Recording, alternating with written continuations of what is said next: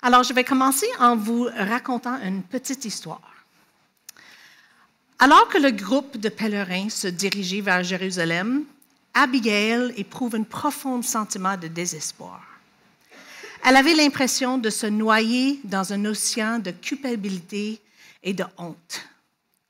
Elle se sentait comme un imposteur, indigne de participer à le pèlerinage aussi saint.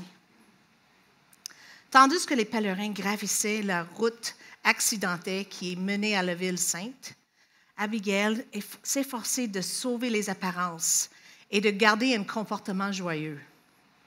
Elle chantait le chant de l'ascension du livre des psaumes avec le reste du groupe. Elle se souvient des histoires transmises par des générations précédentes, des histoires que sa mère et son père partageaient lors des fêtes. Elle se souvient des histoires qui racontaient le jour de la consécration de le premier temple.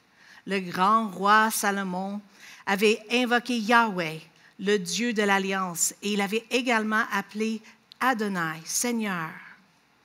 Ses grands-parents et ses parents avaient dit que Yahweh est un Dieu qui voit, un Dieu qui entend nos cris et qui se souvient de l'alliance qu'il avait conclue avec son peuple de génération en génération. Mais Abigail se sent perdue, étouffée et oubliée à cause du poids de son chagrin. Les rires de ses neveux et nièces alors que la caravane gravait les routes rocailleuses en direction de Jérusalem ne font qu'ajouter à sa douleur. 1 mois de plus s'est écoulé, en même temps son cycle mensuel. Elle a essayé de cacher ses pensées anxieuses à son mari qui était si heureux qu'elle se joigne à lui pour le pèlerinage cette année, mais elle ne pouvait s'empêcher de penser aux reproches qu'elle s'imaginait et au fait qu'elle n'était pas digne d'assister à cette fête. Lorsqu'ils arrivent à Jérusalem, le groupe s'installe pour célébrer la Pâques. Abigail regardait les autres pèlerins faire leurs offrandes au temple et participer aux divers rituels et cérémonies en préparation de la Pâques. Elle essayait de joindre à eux, mais ne put se défaire du sentiment qu'elle était en quelque sorte exclue de la joie et de la célébration qui l'entourait. Combien d'entre nous peuvent s'identifier au désespoir d'Abigail? Peut-être à cause de ta propre stérilité. Ou peut-être tu luttes avec une faiblesse ou un péché qui te ramène constamment dans le désespoir. Tu penses que tu ne trouveras jamais la délivrance. Ou peut-être ton désespoir est à cause de la choix de tes enfants qui s'éloignent du Seigneur. Ou tu as perdu tout espoir pour ton enfant prodigue, ou pour ton mari, ou pour un être cher. Ou bien tu te sens désespéré à cause d'un problème de dépendance d'un être cher, ou un abus que tu as subi dans le passé. Où que nous nous trouvons, le psaume 130 contient un message d'espoir pour nous. Le message que nous allons voir dans le psaume 130 est « Puisque Dieu aime et pardonne, replaçons notre espérance en Christ face à notre désespoir. » Les 3 points que nous allons voir au travers le psaume 130, c'est « Crions à Dieu dans notre désespoir, recevons le pardon et fais confiance à sa rédemption. » Donc, la première chose que nous voyons dans le psaume 130, c'est que c'est un psaume de l'ascension. Il dit pour la route vers le demeure de l'Éternel, ou un chant d'ascension dans d'autres versions. Et qu'est-ce que c'est un chant d'ascension? C'était une collection de 15 psaumes, de psaume 120 à le psaume 134, et se trouve dans le dernier livre les psaumes. Donc, Elisabeth nous avait parlé un petit peu ce matin. Le livre de psaumes est divisé en 5 livres. Le psaume 6 qu'elle nous a partagé ce matin, c'était dans le premier livre, et le psaume 130, c'est dans le dernier. C'est la fin, c'est la clôture de tous les psaumes. Ce psaume était probablement chanté par les Israélites lorsqu'ils se rendaient à Jérusalem pour les 3 fêtes de pèlerinage. Excusez. Voilà, annuelles. Cette fête impliquait les offrandes, des offrandes de sacrifice à la temple, les repas communautaires et les services religieux. Ces psaumes reflètent le voyage physique et spirituel de les Israélites. Et ils ont un sens d'ascension. Donc, on voit dans tous les psaumes quelque chose qui ressemble, c'est que ça commence dans un désespoir, une désillusion, et ça finit en louant Dieu et avec un espoir. Dans le psaume 130, le psalmiste exprime sa confiance dans la miséricorde et le pardon de Dieu. Elle est également une psaume de pénitence. Et le psaume que Élisabeth nous avait partagé ce matin, elle fait partie de ce groupe. Il y en a plusieurs. C'est le psaume 6, 32, 38, 51, 130 et 143. Et 102. J'ai dit 102? Oui. Oh, oui, c'est ça. Parfait. Et il exprime les thèmes de la confession, de la repentance et une recherche de pardon de Dieu.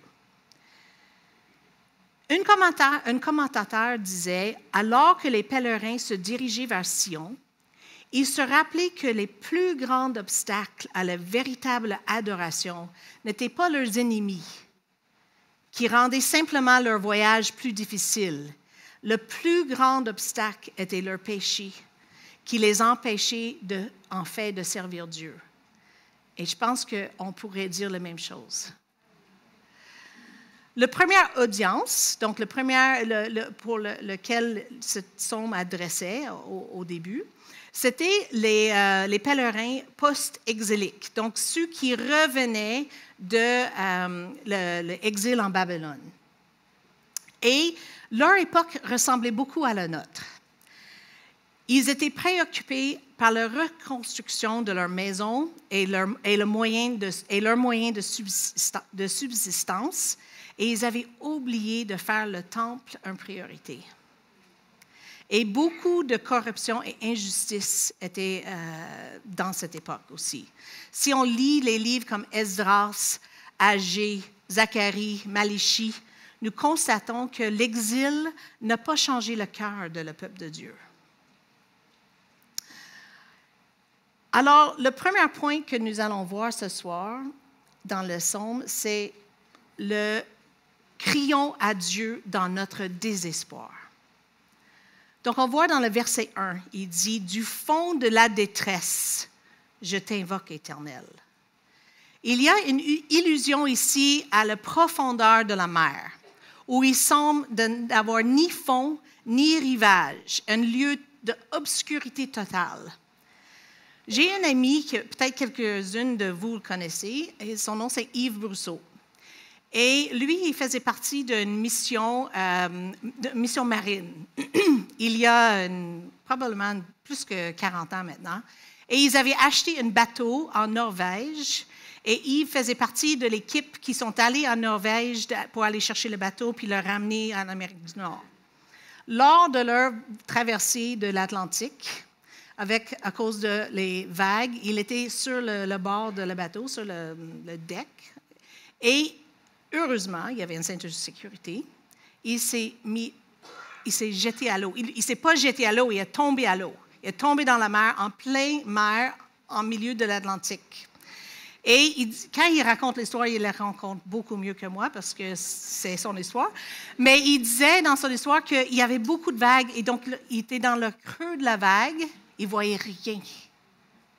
Et dans le haut de la vague, il voyait le bateau continuer d'aller. Mais heureusement, il y avait quelqu'un avec lui, il savait qu'il avait tombé à l'eau, ils ont averti le capitaine. Mais quand même, le capitaine, il dit, je ne sais pas comment on va le trouver à cause de les vagues. Donc, dans les vagues, il ne voyait rien. C'était une obscurité totale. La fin de l'histoire est merveilleuse. Dieu il a vraiment fait un miracle. La mer est devenue calme, miraculeusement, et le bateau a pu revenir et aller le chercher. Mais le point de mon histoire, c'est imaginer sa détresse. Imaginez d'être dans le milieu de l'océan Atlantique et tu vois ton bateau, tu ne sais pas s'il va être capable de venir te chercher. Il doit avoir été vraiment ébranlé. Peut-être tu es là aujourd'hui, financièrement, émotionnellement, sur le plan relationnel dans ta famille. Peut-être tu es dans un cadre d'un mariage difficile où tu vis l'angoisse d'un adolescent rebelle. Ou peut-être tu as un jeune enfant qui vit les graves problèmes de santé. Peut-être tu es la victime de le péché de quelqu'un d'autre qui te cause une profonde douleur émotionnelle. Ou peut-être tu es dans le plus profond de désespoir. Peut-être tu ne connais pas Dieu. Tu n'as pas de relation personnelle avec Jésus. Tu as grandi en famille chrétienne toute ta vie et tu es là où le psalmiste il est, au fond de ta détresse. Je t'encourage vraiment de crier à Dieu. Y a-t-il un moment dans l'histoire d'Israël que cette image vous évoque? Oui, dans l'histoire d'Israël, oui, c'est vrai, mais moi je parle dans l'histoire biblique, bien exactement. Job, oui. Moi, ça m'évoque les Israélites en Égypte, quand ils étaient sous l'oppression de Pharaon et ils criaient à Dieu. Le psalmiste continue dans le verset 1, « Je t'invoque, Éternel ». Et on en parle beaucoup en fin de semaine de le mot Yahweh. Yahweh, c'est le Dieu d'alliance. Il crie à l'Éternel. Éternel, c'est Yahweh, le Dieu d'alliance, le Dieu, celui qui était, qui est et qui sera pour toujours. Le psalmiste dit, quand il semble d'y avoir aucun espoir, il sait qu'il peut crier à l'Éternel de l'Alliance, le Dieu qui voit, le Dieu qui entend nos cris et le Dieu qui se souvient de son alliance. Il continue dans le verset 2, « Seigneur, écoute-moi, sois attentif à mes supplications. » Dans le premier verset, il avait supplié Yahweh. Ici, il crie Adonai. Est-ce que vous savez que signifie Adonai? Seigneur. Dieu est souverain. Ici, il s'adresse à son maître, le Seigneur souverain de toute la création. Il sait que pour le Seigneur, entendre son peuple veut dire les aider. Je ne sais pas pour vous, mais lorsque je suis désespérée, ma première réaction n'est pas de crier à Dieu. C'est de me cacher. Nous pouvons se cacher avec quelque chose qui nous réconforte, comme la nourriture, la boisson, une activité. Shopping therapy? Ou bien, nous nous replions sur nous-mêmes et on vit l'apitoiement. Ou nous réagissons envers les autres et on fait preuve d'arrogance, dans le fond. Mais Dieu, comme Élisabeth nous a tellement bien dit ce matin, accueille nos prières. Dieu attend que nous nous tournions vers lui, que nous nous cachions en lui et que nous crions à lui. Puisque Dieu aime et pardonne, replaçons notre espérance en Christ face à notre désespoir. Alors, le premier point, c'était « Crions à Dieu dans notre désespoir ». Maintenant, nous allons regarder « Recevons son pardon ». Dans le verset 3, il dit « Ô Éternel, si tu retenais nos fautes, Seigneur, qui donc subsistera? » Ici, le psalmiste crie vers Dieu qui voit tout. Et ici, on voit vraiment un verset pivot, nous commençons de voir la progression vers les hauteurs. On commence à voir l'ascension. Ici, le psalmiste se rappelle de la miséricorde de Dieu. Dieu est saint, mais tout au long de l'histoire d'Israël, le Seigneur, Yahweh, s'est révélé à la fois comme un Dieu saint et un Dieu de miséricorde. C'est le cœur de la nature de Dieu.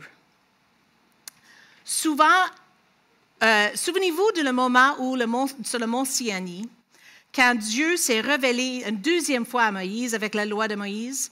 La première loi il avait brisé à cause des péchés d'Israël. Mais Dieu, il le rappelle, il revient en haut et apporte 2 tablettes. Et dans l'Exode 34, versets 6 et 7, il dit, l'Éternel passe devant lui et s'écria, l'Éternel, Éternel, Dieu de miséricorde et de bonté, lent à la colère, abondant en bonté et en fidélité, qui garde son amour jusqu'à 1000 générations, qui pardonne l'iniquité, la révolte et le péché, mais qui ne tient pas les coupables pour innocents, et qui punit l'iniquité des pères sur les enfants et sur les enfants des enfants, jusqu'à la 3e et 4e génération. Dans les 2 versets de Psaume 130, les versets 3 et 4, le psalmiste il met en tension le juste jugement de Dieu et, sur le péché et sa miséricorde et sa grâce. Et pour nous, cette tension nous conduit où? À la croix de Jésus, à la croix de Christ. Dans Romains 3, versets 23 à 26. Car tous ont péché et n'atteignent pas la gloire de Dieu. Mais ils sont justifiés gratuitement par sa grâce, grâce à la rédemption qui est en Christ Jésus. Dieu l'a établi victime propitiatoire par son sang pour ceux qui croient, afin de manifester sa justice parce qu'il avait laissé impunis les péchés commis auparavant au temps de sa patience, afin de manifester sa justice dans le temps présent, pour qu'il soit juste et justifier celui qui croit en Jésus. Et Romains 5,8, on connaît tous, mais Dieu prouve son amour pour nous, en ce que, alors que nous étions pécheurs, Christ est mort pour nous. Le pardon existe pour nous. Je vais vous citer une citation de Charles Spurgeon. Il dit, « Il se peut que vous avez péché plusieurs fois et gravement, mais il y a le pardon. Bien qu'enfant de Dieu, vous vous êtes éloigné de lui, mais il y a le pardon. Vous êtes égaré tristement et horriblement, mais il y a le pardon. Le diable vient et hurle après vous et vous dit que votre destin est scellé et que votre damnation est certaine, mais il y a le pardon. » Oh, phrase bénie! Que voyons-nous dans le verset 4 que le pardon de Dieu produit dans nos vies? Afin qu'on te craigne, exactement. Il ne s'agit pas d'une crainte comme un enfant qui attend la main d'un père violent. C'est pas ça. C'est la peur, comme lorsque nous voulons plaire à notre Père céleste.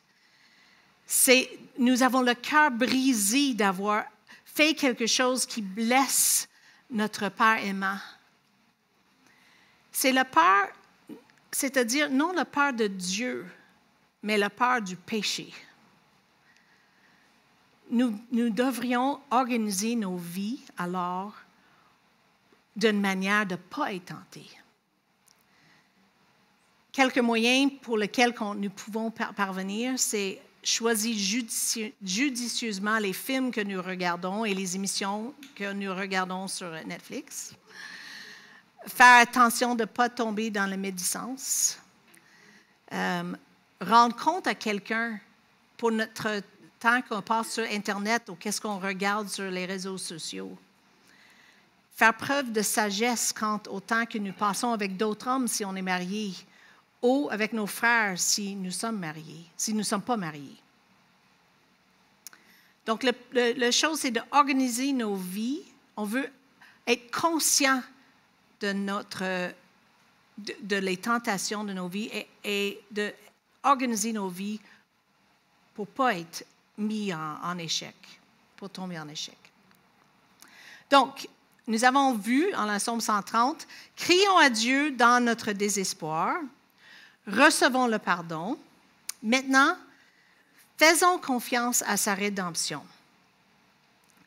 Après avoir crié à l'aide et reconnu le pardon que l'Éternel fait, qu'est-ce que le psalmiste il fait? Qu'est-ce qu'il fait?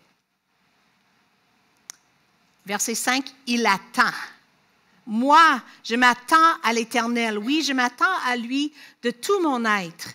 J'ai confiance en sa parole. Je guette le Seigneur bien plus que les guetteurs attendent le matin. Oui, plus que les guetteurs attendent le matin. Est-ce que l'attente est passive? Non. Il attend avec tout son être. Il fait confiance à la parole de Dieu. Il s'adresse son âme avec la parole de Dieu. Comme dans le psaume 42, verset 6. « Pourquoi es-tu abattu, mon âme, et gémis-tu au-dedans de moi? Espère en Dieu, car je le louerai encore. Il est mon salut et mon Dieu. » Et il attend à ce que Dieu lui réponde. Le verset 6, il dit, « Je guette le Seigneur bien plus que les guetteurs attendent le matin. » Oui, les guetteurs oui, plus que les guetteurs attendent le matin. Qui étaient les guetteurs? Ils étaient soit les gardiens de la ville, qui étaient sur les bords de la ville, qui regardaient loin pour attendre les nouvelles, les gens qui arrivaient avec les nouvelles, ou les ennemis. C'est une possibilité. Ou il aurait pu, et à mon avis, je trouve que c'est plus avec le contexte de le psaume, étaient les gardiennes du temple qui attendaient le lever du soleil pour accomplir le premier sacrifice du matin. Ils attendaient le matin avec certitude que ça arriverait. Et c'est répété 2 fois. Alors, c'est pour montrer que le psalmiste ne doute pas du tout de l'arrivée du matin. Il sait que le soleil se lèvera.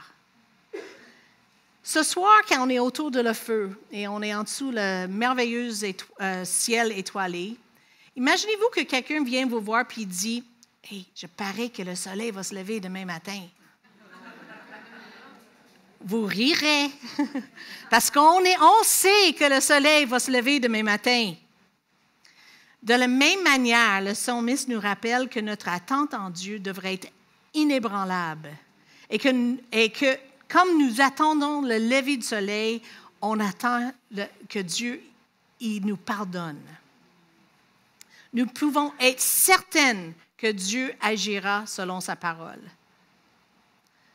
Nous pouvons attendre avec confiance qu'il accomplira ses promesses. Puisque Dieu aime et pardonne, replaçons notre espoir en Christ face à notre désespoir. Il y a quelque chose qui change ici dans le verset 7 et 8. Et il y a eu le même pattern dans le psaume 6 ce matin. Élisabeth, vous avez parlé au début, il crie à Dieu et après ça, il s'adressait à ses ennemis. Ici, jusqu'à maintenant, il crie à Dieu. Maintenant, qu'est-ce qu'il fait? Il parle à Israël. Israël, place ta confiance en l'Éternel, car c'est auprès de lui qu'on trouve l'amour. La délivrance abonde auprès de lui, et c'est lui qui délivrera Israël de tous ses péchés. Il ne crie plus vers Yahweh, là, mais vers Israël. Ce que le psalmiste a appris en attendant Dieu et en lui faisant confiance depuis les profondeurs est maintenant mis au profit lorsqu'il appelle à Israël d'espérer en l'Éternel, espérer en Yahweh. Et pourquoi devons-nous espérer en Yahweh? Car c'est auprès de lui qui est l'amour, auprès de lui est la délivrance en abondance. Il nous aime. Dieu est bon. Il est notre ultime espoir. Le psalmiste continue dans le verset 8. Il rachètera Israël de toutes ses iniquités. C'est la conclusion confiante de le psaume qui montre que Dieu apportera effectivement la rédemption et le secours à la fois à l'individu et à la nation accablée par la profondeur de son péché. Dieu a démontré, qu'est-ce que Dieu a démontré à le psalmiste en privé, maintenant, lui, il veut le proclamer à la communauté. Charles Spurgeon, encore, il dit « Celui qui a crié dans les profondeurs chantera bientôt dans tous les hauteurs. » Comment notre désespoir le plus profond peut-il être une source d'espérance pour nos frères et sœurs? Peut-être tu es présentement dans un gouffre profond. Je te encourage de crier à Yahweh, le Dieu qui voit, qui entend et qui se souvient de son alliance avec toi par le sang de Jésus-Christ. Et sache que la vallée le plus profonde dans laquelle que tu te trouves, même si c'est à cause de vos propres péchés, ne durera pas pour toujours. Tu te monteras vers les sommets. Et lorsque tu parviendras, fais-le savoir à tout le monde autour de toi. Permettez-moi de vous partager, puis là j'ai amené les Kleenex. Permettez-moi de vous partager une histoire tirée d'une de mes profondeurs. Une période de désespoir. Et je suis sûre qu'il y en a plusieurs ici qui pourraient s'identifier avec ça. Le profond désespoir d'un enfant prodigue. Je vais vous lire un texte que mon fils m'a envoyé le 23 septembre. Et j'ai demandé sa permission de vous lire ce texte. Je veux me faire baptiser devant Dieu pour reconnaître ce qu'il a fait pour nous et que je suis sauvée par sa grâce. Et tout comme un mariage, je veux montrer publiquement mon engagement à ce fait, le fait que Jésus a donné sa vie pour moi. Et donc, je peux me reposer dans son royaume et dans son plan pour ma vie. Nous prions pour mon fils depuis 16 ans. Il vit la dépendance des drogues et alcool depuis qu'il a 15 ans. Et quand je lui ai demandé si je pouvais vous partager ce texte avec vous ce soir, il dit « Oui, maman, tu peux, mais dis-le ça. Tu n'aurais pu rien faire pour m'amener à Jésus. Il fallu que Jésus vienne me chercher dans mon désespoir. » Puisque Dieu aime et pardonne, replaçons notre espoir, notre espérance en Christ face à notre désespoir. Crions à Dieu dans notre désespoir.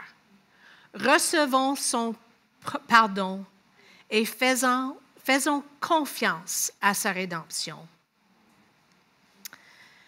Voulez-vous entendre la fin de l'histoire que je vais vous commencer au début d'Abigail? Okay. Cette nuit-là, alors qu'Abigail était assise seule dans sa chambre, les paroles d'une chanson qu'ils avaient chantée sur le long de la route vers Jérusalem résonnaient à ses oreilles.